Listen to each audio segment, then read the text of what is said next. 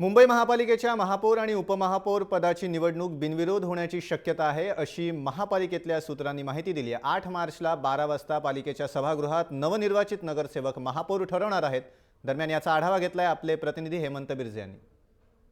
मुंबईचा महापौर शिवसेनेचाच होईल असा शिवसेना दावा करते। मुंबई महापालिकेमधले 227 नगरसेवक बुधवारी महापालिकेच्या याच सभागृहामध्ये दुपारी 12 वाजता मतदान करणार आहेत। मुंबई महापालिकेचा महापौर आणि उपमहापौर हा बिनविरोध होईल का, हे मात्र आता महापालिकेच्या सूत्रानुसार जी माहिती मिळते ती हीच आहे की महापालिकेचा जो महापौर आहे तो बिनविरोध होईल। कारण महापालिकेमधले 227 नगरसेवकापैकी शिवसेनेचे जे संख्याबळ आहे ते बंडखोर आणि अपक्षांना धरून 88 आहे। भाजपचे नगरसेवक आणि अखिल भारतीय सेना अपक्षांची संख्या धरून 84 होते।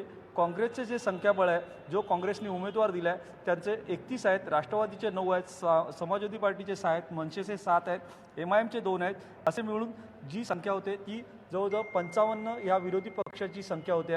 मात्र या निवडणुकीमध्ये काँग्रेसने ऐन मोक्याला ठाण्याच्या फॉर्म्युलानुसार जर उमेदवार महापौर पदाचा आणि उपमहापौर पदाचा उमेदवार मागे घेतला तर ही निवडणूक बिनविरोध होण्याची शक्यता आहे। आणि हीच महापालिकेच्या सूत्रानुसार माहिती मिळते की काँग्रेस महापौर पदाचा आणि उपमहापौर पदाचा उमेदवार मागे घेईल। त्यामुळे शिवसेनेचं जे संख्याबळ आहे ते अधिकचं संख्याबळ घेऊन शिवसेनेचा महापौर आणि उपमहापौर निवडून येईल।